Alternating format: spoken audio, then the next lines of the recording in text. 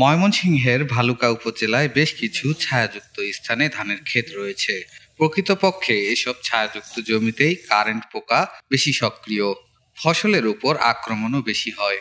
ফলে যে ধান উঠেছে তা কৃষকের প্রত্যাশা পূরণ করতে পারছে না।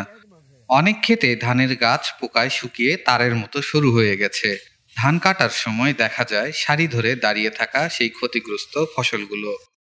যা ক্ষতি হচ্ছে আমার, যে পরিমাণে আমরা পয়সা খরচ করছি এই পরিমাণে আমরা ফসল পাইছি না, আর লস হয়েছি এই বছর সব জায়গায় লস হয়েছে।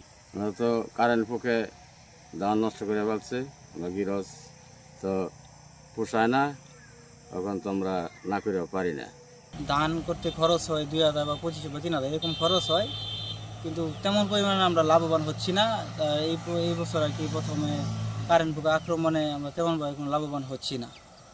তো আমরা এইভাবে খুবই ক্ষতিগ্রস্ত হচ্ছি। যেরকম টাকা খরচ হচ্ছে ওইরকম আমরা পাচ্ছি না, কি ওই আশা যে আশাটা করছি ওরকমও হচ্ছে না আমাদের। তো দেখা গেছে আমার যদি এইভাবে সব মিলে এইভাবে যদি সব কিছু চলে, তাহলে আমরা এইভাবে কৃষক এভাবে চলতে পারবে না, স্বাভাবিকভাবে জীবনযাপন করতে পারবে না। এবার ধান কাটতে গিয়ে দেখা গেছে খরচ বেশি কিন্তু উৎপাদন কম, আর কিছু জমিতে একই ধরনের রোগবালাই দেখা দেওয়ায় ক্ষতির পরিমাণ আরও বেড়েছে। কিছু চাষি এখন খরচ উঠানোকে মুখ্য লক্ষ্য উদ্দেশ্য হিসেবে দেখছেন, আবার অনেকেই বলছেন আগের বছরের তুলনায় লাভের আশায় কমে এসেছে। এই যে মনে করেন দেখেন যে ধানগুলা খাইছে, এটার বলে কারেন্ট পোক। একদিন দেখা যায় একটু খাইছে, তারপর প্রতি আয়া দেখবেন যে 2-3 শতাংশ জমিনে একবারে খাই ফেলা। ওটার বীজ যদি না দেন তাহলে মনে করেন অল্প সময় ক্ষেতগুলা যে ধ্বংস করে, এটা একটা যে কি পোক, এটার নাম বলে সে কারেন্ট পোক। ক্ষেতগুলা খাইয়া নষ্ট করে ফেলা। এই যে আমি এতটুকু জায়গা করছি, আমার বহুত ক্ষেত খাইয়া লাইছে। আমি যে কি করবো, ক্ষেতটা করতে দিব আর আমি নিজেই খাম করতে। এদিকে উপজেলা কৃষি কর্মকর্তা নুসরাত জামান জানান, ভালুকা উপজেলায় 2025-26 অর্থ বছরে আমাদের 19,900 হেক্টর জমিতে রোপা আমনের লক্ষ্যমাত্রা ছিল। এবছর আমরা 19,910 হেক্টর জমিতে রোপা আমন অর্জন করতে পেরেছি। উৎপাদন লক্ষ্যমাত্রা ছিল 57,663 মেট্রিক টন। এখানে আমাদের আজকে পর্যন্ত প্রায় 995 হেক্টর জমি ধান কর্তন হয়েছে। এভারেজে যার গড় ফলন এসেছে প্রায় 4.69 মেট্রিক টন। এবছর আমরা উচ্চ ফলনশীল কিছু জাতের আবাদ হয়েছে এখানে, প্রায় বিধান 103, এটার ফলন প্রায় 5 টনের কাছাকাছি। তো 95 হেক্টর জমিতে হয়েছে। এছাড়াও স্বল্প জীবনকালীন কিছু জাতের আবাদ হয়েছে যেগুলো কর্তন শুরু হয়ে গেছে, এবং আমরা সরিষা আবাদ বৃদ্ধির জন্য আমরা কৃষকদের পরামর্শ দিচ্ছি।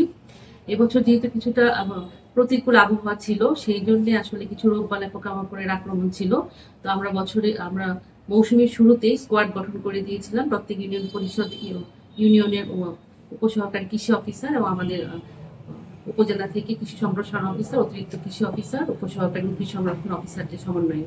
তো তারা রেগুলারই মাঠ পরিদর্শন করেছেন এবং কৃষকদেরকে পরামর্শ দিয়েছেন।